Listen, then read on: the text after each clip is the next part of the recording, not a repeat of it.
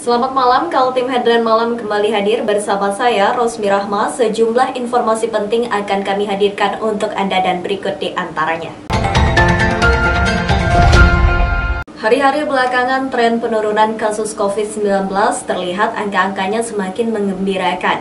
Melewati minggu pertama di bulan April 2021, jumlah kasus aktif virus corona pada 10 kabupaten dan kota tersisa 2.561 pasien. Ranking tertinggi kembali diambil alih Samarinda dengan 574 kasus aktif, disusul Balikpapan 509 kasus dan Kutai Kartanegara 449 kasus. Angka mengejutkan justru terlihat di Kutai Barat berada di ranking 4 dengan 304 kasus aktif. Jika dibandingkan dengan pertengahan bulan Februari silam yang sempat berada di posisi puncak sekitar 8.400 kasus aktif. Secara keseluruhan di Kalimantan Timur sudah mulai reda. Hal tersebut didorong adanya kegiatan vaksinasi tahap pertama dan kedua bagi kelompok pelayan masyarakat, serta juga semakin tingginya kesadaran warga mematuhi protokol kesehatan.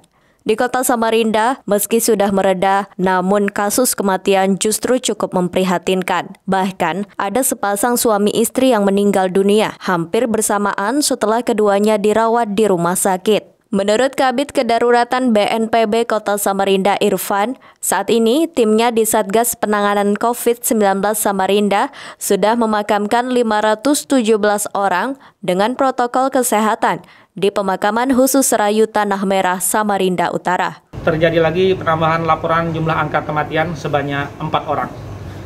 3 jenazah berasal dari Rumah Sakit Abdullah Wasarani, 2 orang laki-laki dan 1 orang perempuan. Untuk perempuan akan dikremasi. Sedangkan jenazah keempat ini dari Rumah Sakit IAMUIS Samarinda Seberang, masih berusia sangat muda, kurang lebih 16 tahun.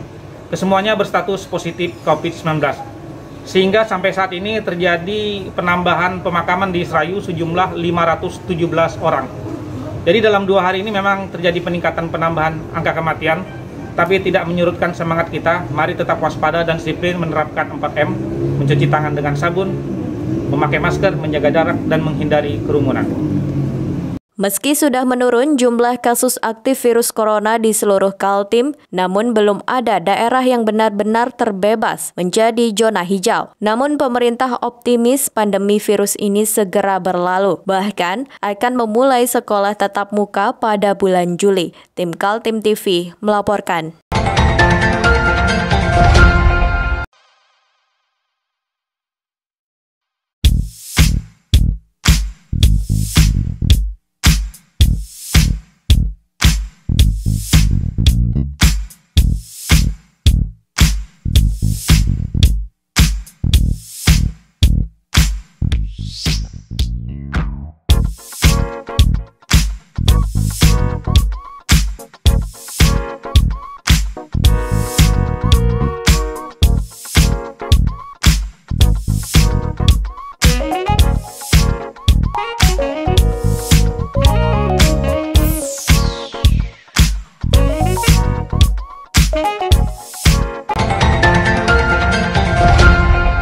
Konflik lahan kebun menjadi lahan pertambangan dialami juga oleh masyarakat Desa Jembayan Dalam dan Jembayan Tengah, Kecamatan Lokulu, Kabupaten Kutai Kartanegara.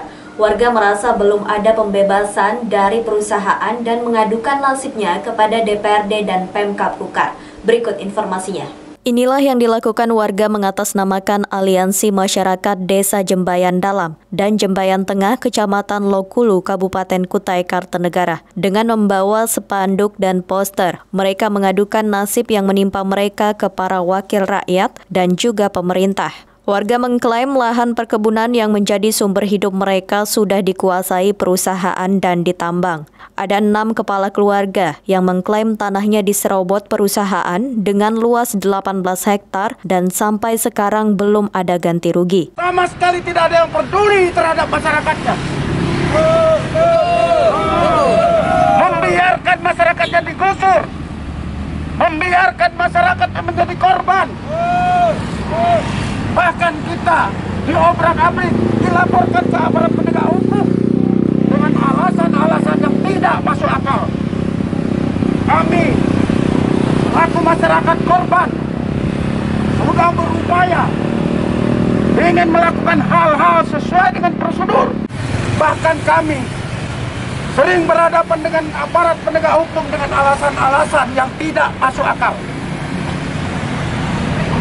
Pada hari ini, kami minta kepada wakil rakyat untuk dapat menyelesaikan persoalan-persoalan yang ada di Kabupaten Kutai Kartanegara. Perusahaan tambang yang dituding menyerobot lahan petani adalah PT MHU atau Multi Harapan Utama. Namun belum ada penjelasan resmi dari pihak perusahaan terhadap tuduhan tersebut, sehingga DPRD merencanakan memanggil pihak perusahaan dan para pihak terkait lainnya untuk mendapatkan kejelasan masalahnya. Di dalam gedung DPRD, para pendemo menyampaikan keluh kesah yang dialami mereka menghadapi perusahaan PT MHU karena mereka telah ada di kampung itu puluhan tahun silam dan tidak ada masalah. Namun sekarang perusahaan mencaplok begitu saja. Satu hal lagi, lahan saya di atas, jangan sampai ada penggusuran oleh PT MHU yang hari ini saya pertahankan. Ingat Pak Yani, ada lahan saya kemarin tanggal 26 digusur. Saya sudah buat somasi ke Jakarta lewat Pak Samsir, katanya sampaikan tanggal 6 kemarin saya naik digusur lagi. Begitu saya ada 5 menit berdiri, anggota polsek nelpon saya, Pak Cikong di mana? Aku bilang tidak usah tanya, kita sudah dilapor. Ada yang melapor, bilang kalau masyarakat yang melapor susah, kalau perusahaan 5 menit saya berdiri sudah saya ditelepon. Tim Kaltim TV, Hardin melaporkan.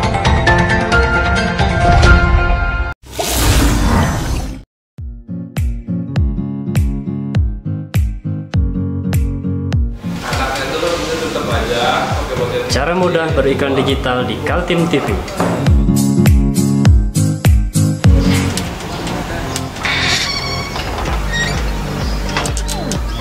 Yang pertama, jadilah sahabat Kaltim TV.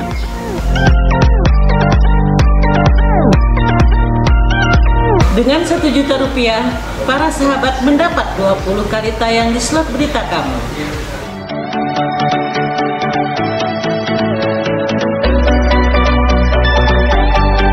Dengan 20 detik dapat menjangkau 20.000 penonton. Anda beruntung karena mendapat kesempatan perdana dari kami.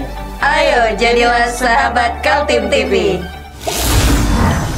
Langkah tegas dilakukan Perusahaan Umum Daerah atau Perumda Tirta Kencana Samarinda. Perusahaan plat merah yang akrab disebut PDAM itu kini bergerak melakukan tindakan terhadap para konsumen nakal, seperti pencuri sambungan air dan penunggak pembayaran PDAM. Sejak bulan Maret 2021 lalu, Perumda Tirta Kencana mengerahkan tim kuasa hukum untuk mengejar konsumen air bersih yang nakal. Konsumen yang menunggak pembayaran selama 25 bulan bahkan lebih sudah pasti langsung diputus sambungan airnya. Gebrakan jajaran PDAM mulai menunjukkan hasil, sebab selama operasi itu berlangsung, pemasukan dari konsumen nakal langsung bertambah antara 500 juta sampai 1 miliar rupiah. Banyak di antara konsumen langsung menyelesaikan tunggakannya setelah disidak langsung ke lapangan. Ini, gitu ya, kegiatan keempat. Jadi hasilnya hari ini adalah ini bukan sidak, tetapi ini adalah penindakan. Penindakan dari tunggakan pelanggan di atas 25 bulan. Ya, 25 bulan ke atas, inilah tindakan kami nyata dari Tirta Makam. Tirta Kencana Samarinda, ya, Perumda Tirta Kencana, ya, Tirta Kencana ini. Nah, ini salah satu yang kita tindak untuk melakukan penyegelan. Ada beberapa yang kita lakukan untuk pemutusan, dan ada kita melihat tadi satu indikasi ada pelanggaran pidana di situ. Ya, ada pencurian air di situ, ada pelanggaran. Nah, nanti saya selaku kuasa hukum akan berkoordinasi dengan direksi, apa yang harus kita tindak lanjut ini. Ada indikasi pencurian air ini, kan gitu. Apakah kita lanjutkan atau nanti tinggal menunggu perintah dari direksi. Aturan terhadap pelanggan PDAM Samarinda sudah jelas. Jika menunggak selama 3 bulan pembayaran air bersih, petugas melakukan penyegelan dan baru dibuka kembali setelah dibayar. Sedangkan jika ketahuan ada warga melakukan pencurian air dari sambungan ilegal, maka perkara itu bisa diproses oleh kepolisian. Salah seorang konsumen yang didatangi oleh tim kuasa hukum mengakui kesalahannya dan akan melakukan penyelesaian administratif. Tim Kaltim TV, Heriman melaporkan.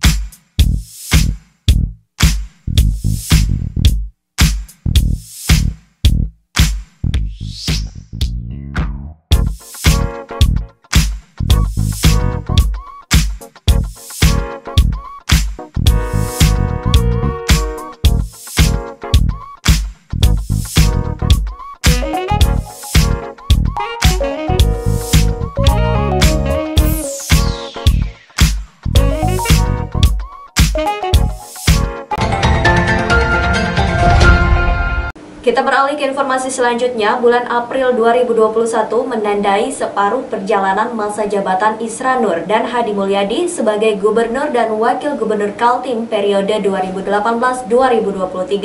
Selama 2,5 tahun itu, kegelisahan masyarakat mulai bermunculan, terutama diwakili para wakil rakyat di DPRD Kaltim. Awalnya dari kritikan Ketua DPRD Kaltim Makmur HPK usai menerima laporan keterangan pertanggungjawaban APBD tahun 2020 dari Pemprov Kaltim.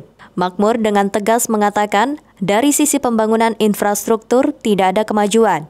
Ternyata tidak hanya Ketua DPRD yang merasa perlu melemparkan kritik terhadap eksekutif. Anggota DPRD Kaltim lainnya adalah Sutomo Jabir dari fraksi PKB dan Baharudin Demu dari fraksi PAN.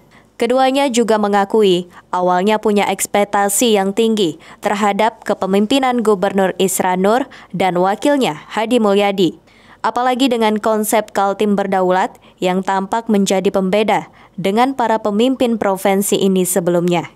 Pembangunan SMA saja paling sekitar 8 sekolah aja terbangun. Ya kan? SMA. Kemudian saya lihat perguruan tinggi nggak ada sama sekali. Jumlah kabupaten aja 10 yang dibangun itu cuma 8. Udah 10. Nah, itulah. Sementara jumlah anak didik kita ini kan makin hari makin bertambah. Dan ini relevan dengan fakta ketika kita turun di lapangan. Saya misalnya di beberapa tempat, katakanlah tadi saya bilang di Malabangka Senior itu kan. Desa Senior itu salah satu desa tertua yang ada di Kutim itu. Sampai ada hotel Bumi Senior kan. Bahkan di Kaltim Senior itu sangat memprihatinkan sekolahnya. Ada saya foto-foto itu. Sekolahnya tuh ruang guru, ruang kepala sekolah, lab itu dipakai untuk belajar sekolah. Dengan ruang belajarnya seperti itu, apalagi fasilitas di dalamnya, apalagi SDM pengajarnya. Nah, inilah yang... Kritikan Baharudin Demu lebih menohok lagi karena ada janji-janji Isra Nur dan Hadi Mulyadi selama masa kampanye, tapi tidak terlihat pada realitasnya. Anggota Komisi 2 yang membidangi masalah ekonomi itu menyampaikan janji PAD Gubernur mencapai 32 triliun rupiah per tahun hingga rencana membangun jalan pertanian.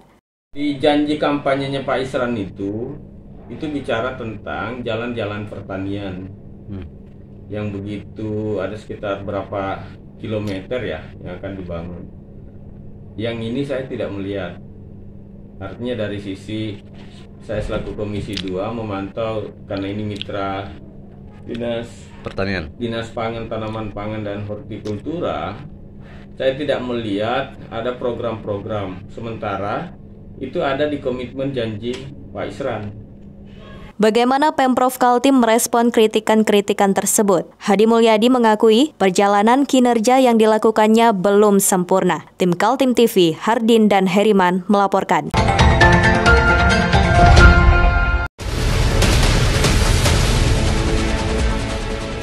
Mari kita memerangi virus corona dengan mematuhi imbauan pemerintah.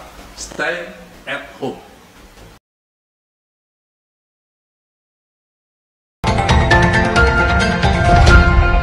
Informasi selanjutnya soal tanah longsor di kawasan tambang batubara PT Bukit Baiduri Energi di Desa Manunggal Jaya, L2 Tenggarong, seberang Kabupaten Kutai Kartanegara. Pihak kontraktor tambang PT MAM atau Mitra Abadi Mahakam menunjukkan itikat baiknya dengan memberikan bantuan kepada 35 warga yang tinggal di sekitar areal tambang. Bantuan sembako dan uang tunai diberikan kepada warga tidak terkait karena musibah tanah longsor yang baru terjadi. Menurut Roni Simanjuntak dari PT MAM, perusahaannya sudah jauh hari sebelumnya menjalin kerjasama dengan warga sekitar. Lantaran operasi perusahaan bisa saja berdampak pada kegiatan warga. Bantuan sebesar 500.000 per kepala keluarga ditambah dengan sembako merupakan komitmen perusahaan itu setiap bulan. Perusahaan menyisihkan keuntungan dari usaha tambang untuk kegiatan CSR atau Corporate Social Responsibility. Sembako untuk sekitar 35 KK yang ada di daerah RT 16 Gang Arjuno. Kami dari PT MAM melakukan kegiatan bantuan ini setiap bulannya sejak dari dimulai penambangan di lokasi. Bang, bantuannya ini berupa apa aja nih, Bang? Ini sembako, ada beras, ada gula, minyak, ada beberapa seperti kopi. Terus berupa uang tunai? Ada uang tunai juga kita terkait kompensasi leasing itu juga kita lakukan setiap bulan, setiap di tanggal 5 Pak ya. Di tanggal 5 kita lakukan.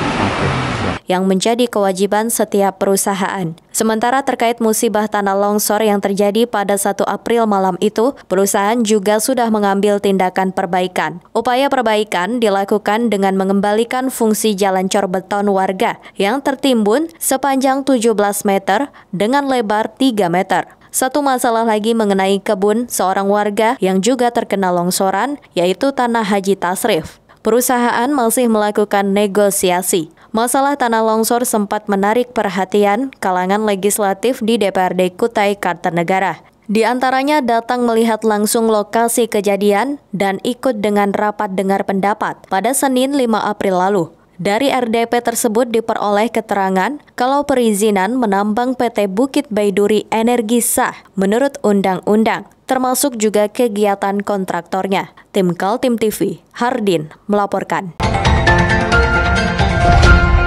Demikian Kaltim Headline Malam edisi kali ini. Informasi lainnya dapat Anda simak melalui situs website kami www.kaltim.tv, channel YouTube dan fanpage Facebook Kaltim TV. Jangan lupa untuk selalu patuhi protokol kesehatan. Saya Rosmi Rahma bersama kerabat kerja yang bertugas pamit undur diri. Selamat malam dan sampai jumpa.